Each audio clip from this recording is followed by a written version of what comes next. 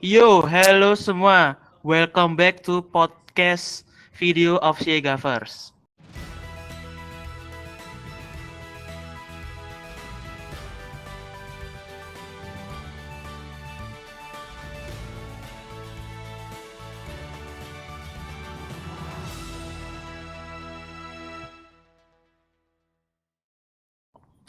Pada kesempatan kali ini, kalian bakal aku temenin dengan MC baru kalian.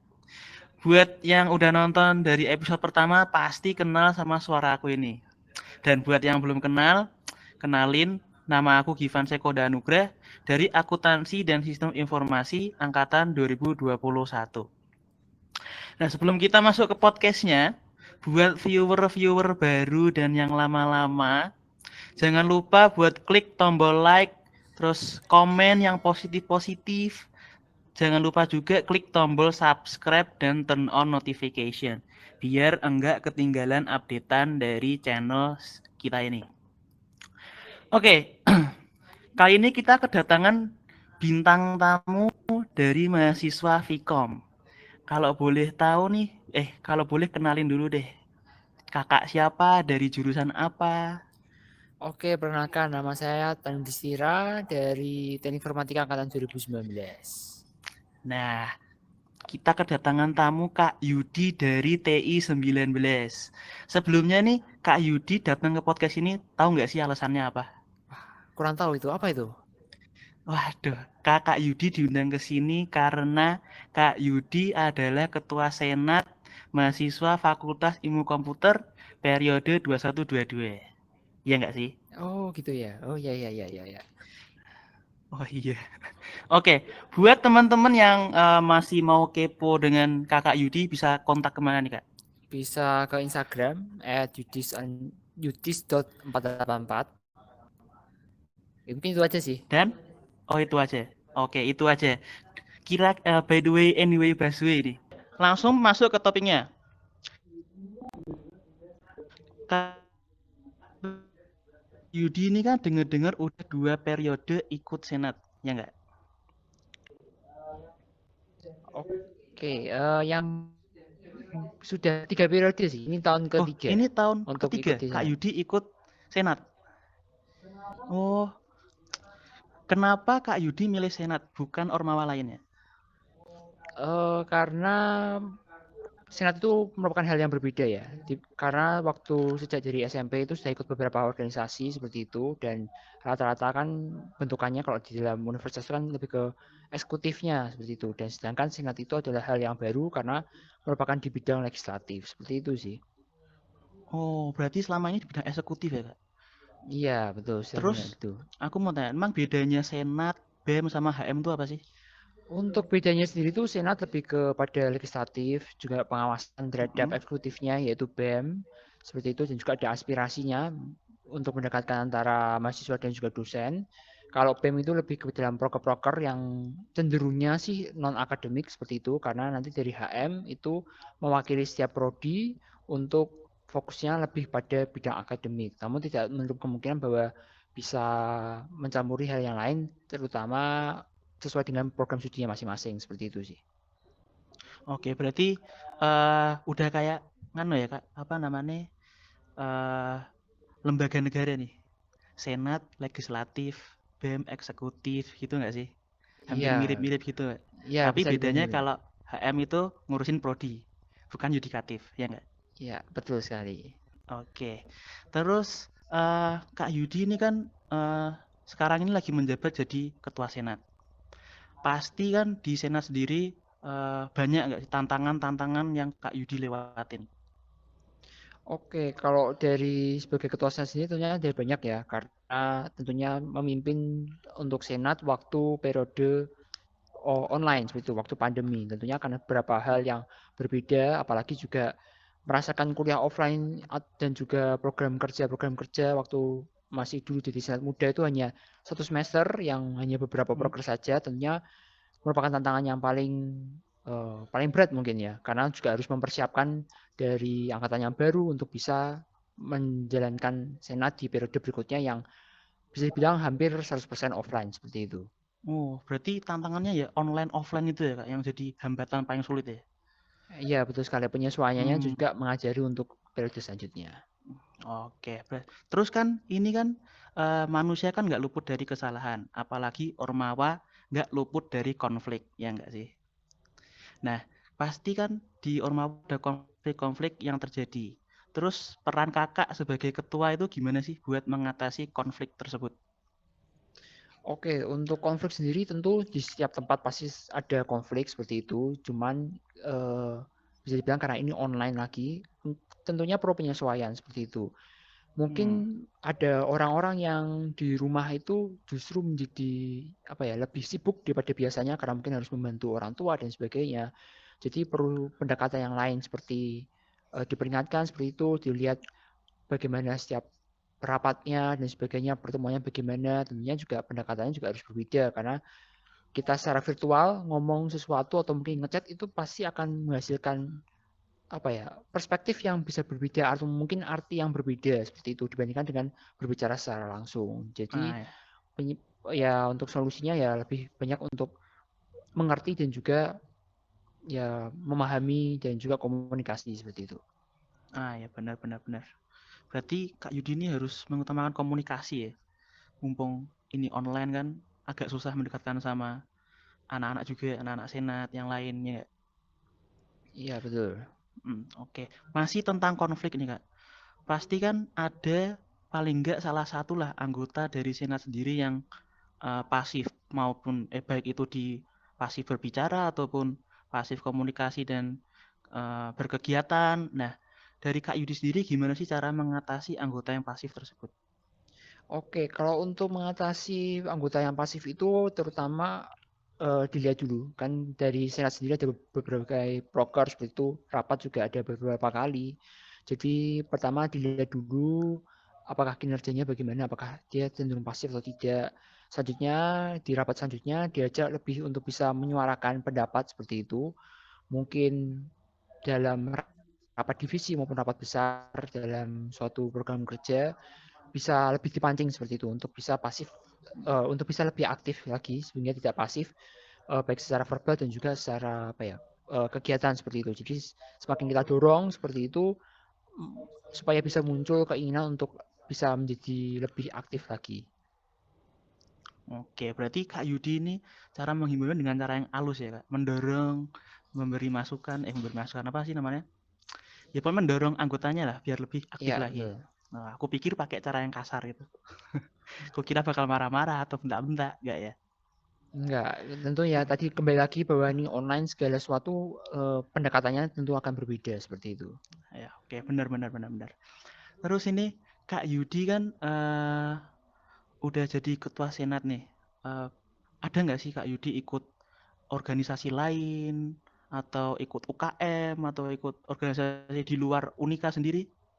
Ada nggak?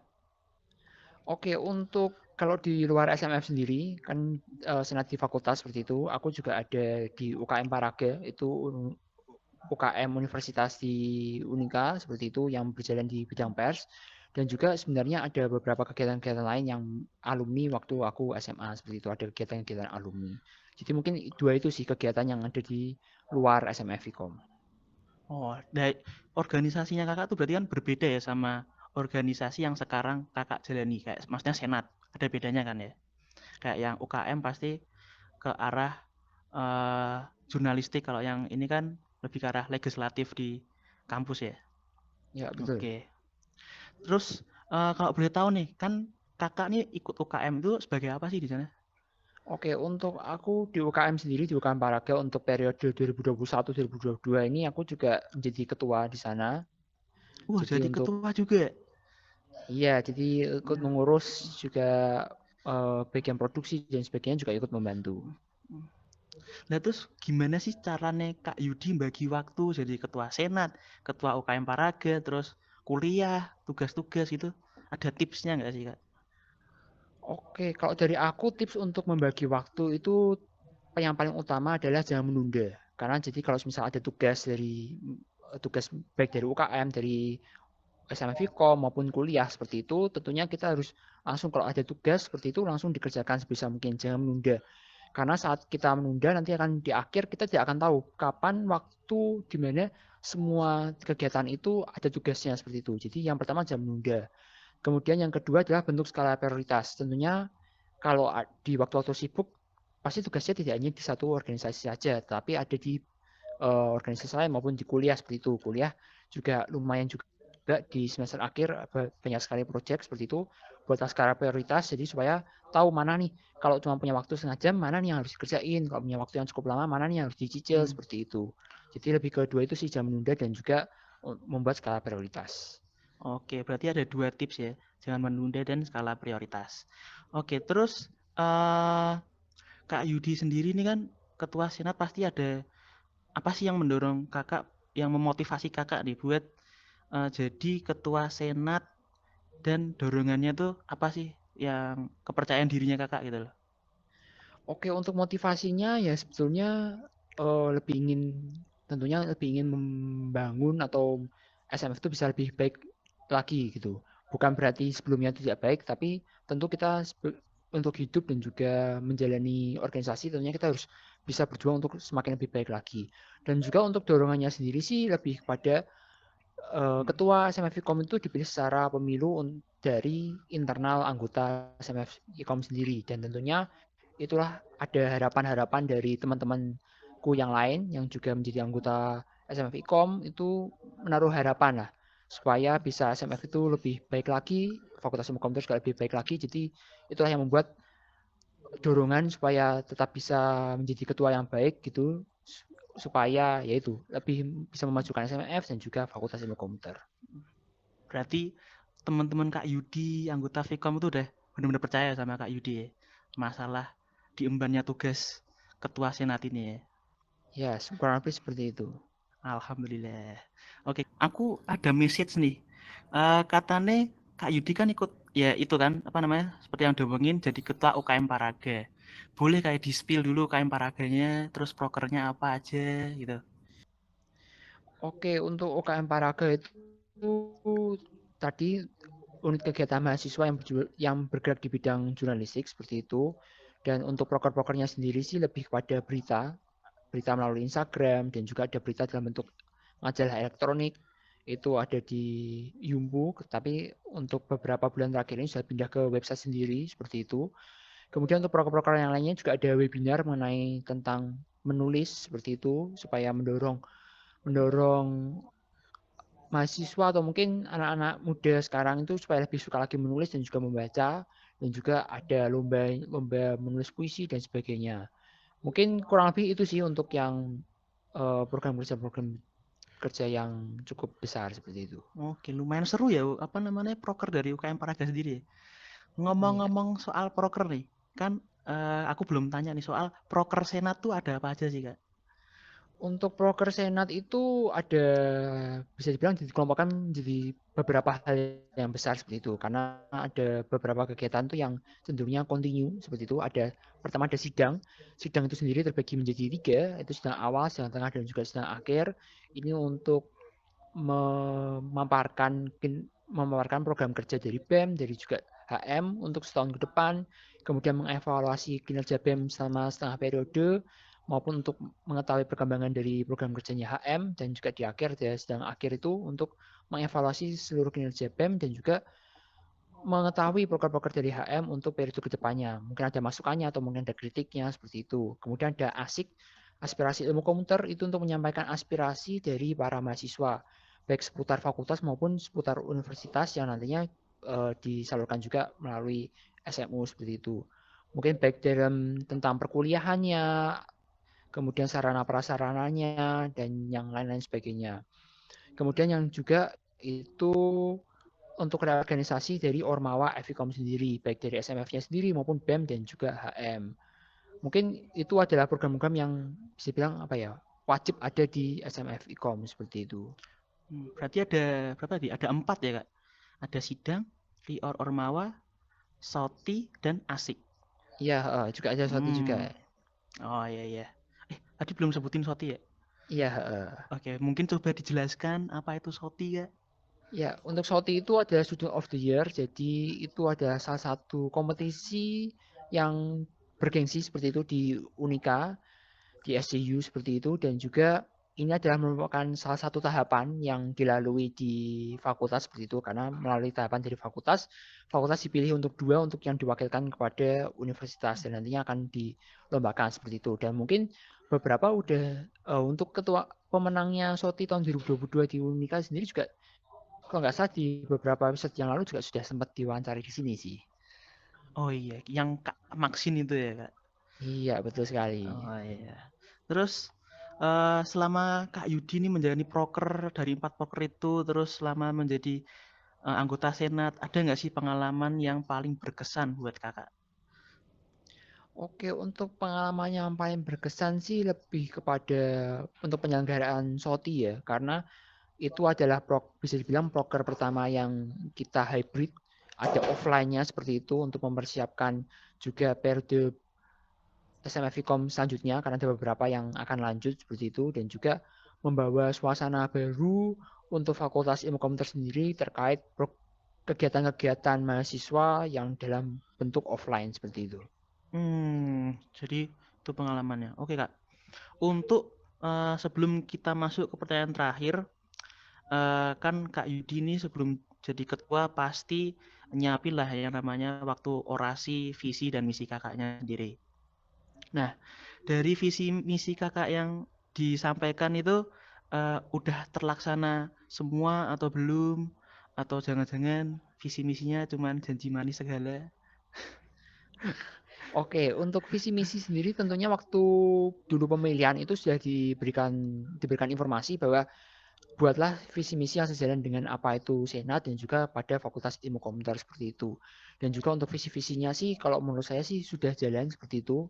Mungkin tidak berjalan 100% secara baik seperti itu, tapi semuanya sudah berjalan karena dari visi misiku sendiri itu adalah mendukung supaya Senat itu menjalankan fungsinya dengan baik seperti itu, dan juga bahwa anggota-anggota dari Senat sendiri itu tidak hanya terpaku pada dunianya divisinya sendiri seperti itu, karena kan Hmm, tentunya dalam organisasi ada banyak sekali divisi maupun banyak sekali komisi kalau di Senat seperti itu menyebutnya, itu supaya bisa merasakan hal-hal lain seperti itu, tidak hanya di divisinya saja maupun di komisinya saja.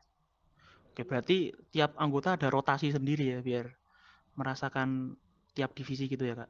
Iya, ada rotasinya sendiri melalui program kerja yang dilaksanakan oleh SMFICOM sendiri. Oh, oke. Berarti terus tadi kan kakak ngomongnya hampir 100%. Berarti udah sekitar 90% ya masalah kesuksesan visi misinya kakak sendiri. Ya, bisa dibilang 80-90% lah. Berarti udah masuk tahapan agak perfect lah, hampir perfect. Ya. Oke, berarti nggak janji manis belaka ya visi misinya Kak Yudi ya. Nggak kayak yang sebelah. Oh Oke. ya, ya semoga saja ya. Mungkin menurut saya seperti itu, menurut pandangan orang lain seperti apa kan juga kurang tahu. Oke, oke, oke. Terus nih, eh last but not least Kak.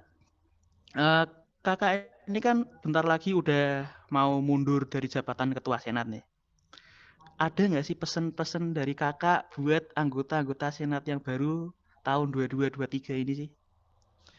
Oke, untuk pesan untuk angkatan berikutnya atau untuk pengurusan berikutnya sih tentu saja harus bisa beradaptasi dengan segala kegiatan seperti itu, karena kan pemimpin dari SMF IKOM periode 2022-2023 itu kan angkatan 20 seperti itu.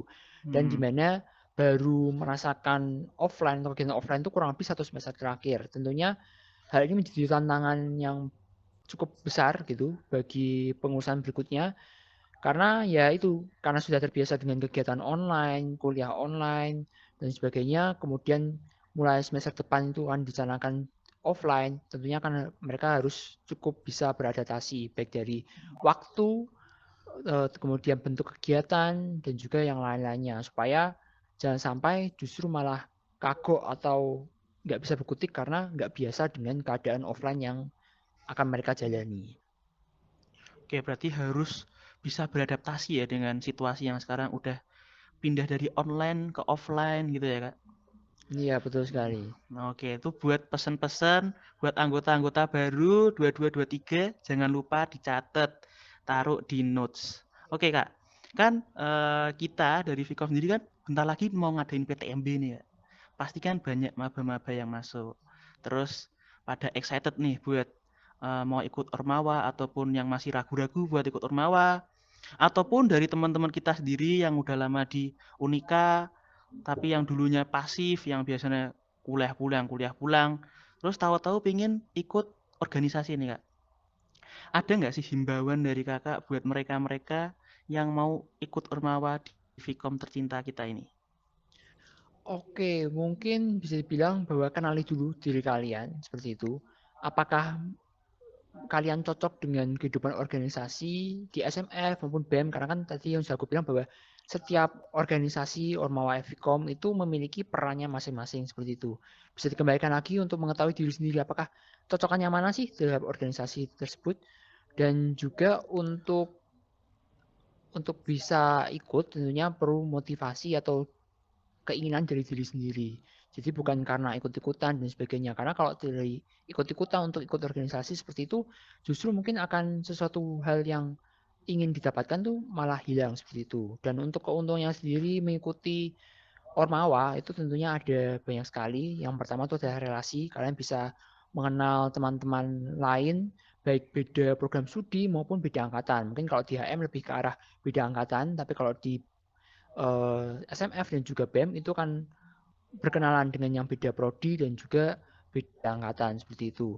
Kemudian bisa belajar juga tentang kepemimpinan karena tentunya akan ada rotasi tadi, baik mungkin di SMF, di BEM dan juga HM pasti akan ada rotasi dari program kerja.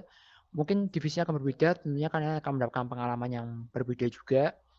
Kemudian tadi sudah ada dua ya, itu tentang apa tadi? Relasi, waktu. Relasi, kemudian waktu, dan juga tentunya kalian bisa mendapatkan pengalaman baik dari kehidupan. Mungkin kalau aku bisa bilang adalah cerminan realita kalau kamu mungkin sudah kerja seperti itu. Mungkin bagi yang sudah kerja tentunya kan kita akan dihadapkan dengan banyak berbagai orang, tipe orang seperti itu, dan bagaimana kita bisa melatih untuk bisa, mungkin kita bisa saling memahami, mungkin kita bisa kapan waktu yang tepat untuk menyampaikan pendapat, kapan juga untuk bisa berargumentasi seperti itu.